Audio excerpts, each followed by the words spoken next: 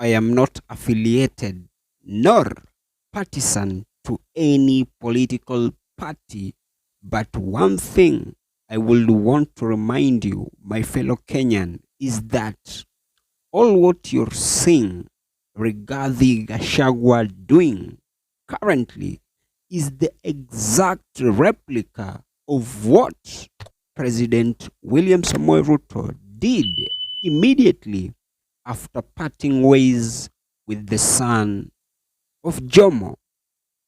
Of recent, Kenyans have been seeing the former deputy president Rigathi Gachagua make very calculative and strategic moves politically. And if you have been wondering who is the man behind Rigathi Gachagua's political strategies, then allow me decipher the following. Having studied Rigathi Gachagua's inner circle and people closely surrounding him, in this episode, I can tell you without any fear of contradiction that one Cleophas Malala is the mastermind behind Rigathi Gachagua's crinkum crankum strategies. And I'm saying this after having looked at how imaginative and calculative one Cleophas Malala is. And this is in conjunction to right from his field of imagination. He remains the de facto, and I would like to repeat this. I strongly believe Cleophas Malala remains the de facto engine behind Rigathi Gachagua's political moves.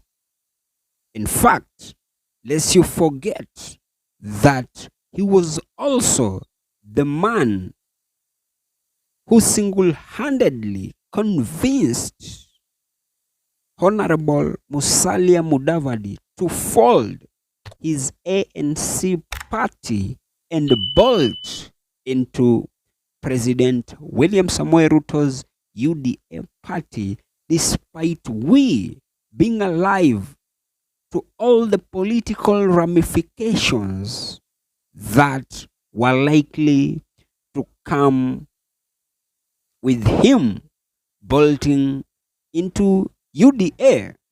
But that aside, however, Kenyans shouldn't in any way forget that the former deputy president was and is still is part of the broken and the rotten system.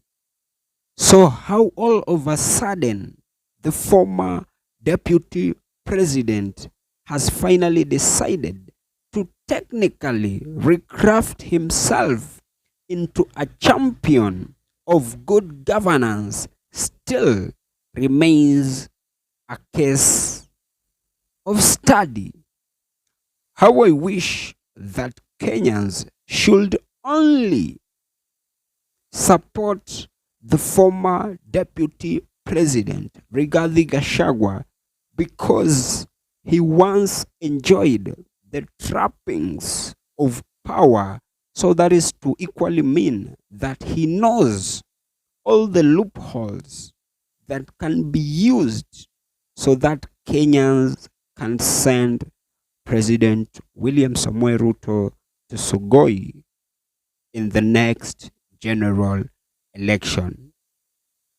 But all said and done, Cleophas Malala's political nomenclature in Rigathi Gachagua's recently launched political party remains a commendable job.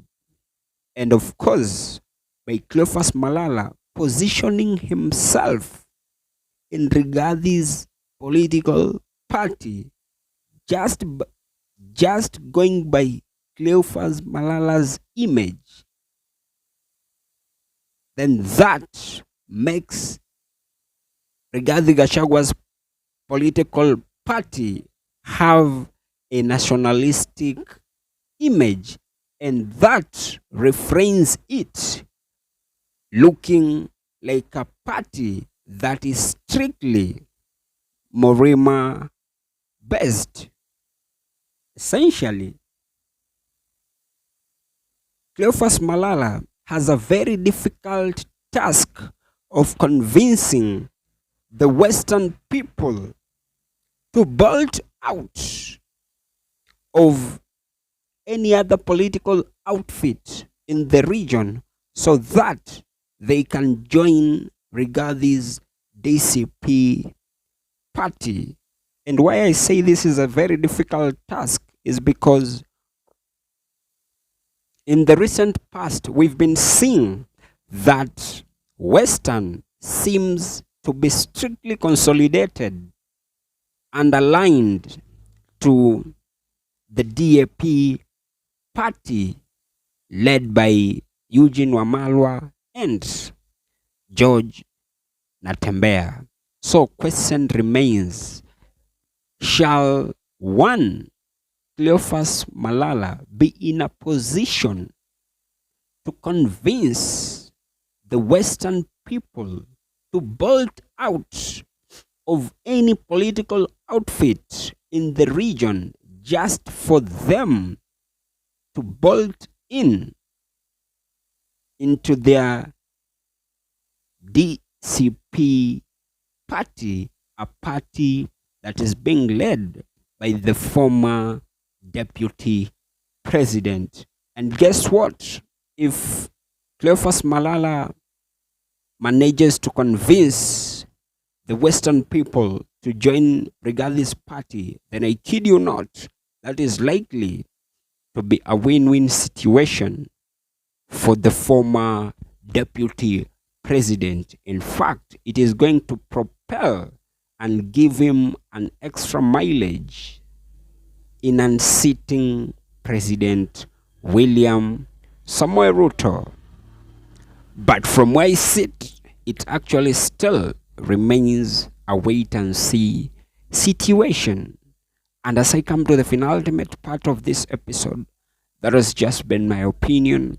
If by any chance you do have a contrary opinion to mine, you can as well just feel free to drop them in the comment section and I'll give them a right of reply. And by any chance, if you have been watching my videos and you have not subscribed, you can as well just consider hitting on the subscribe button. Thank you, and may God bless you.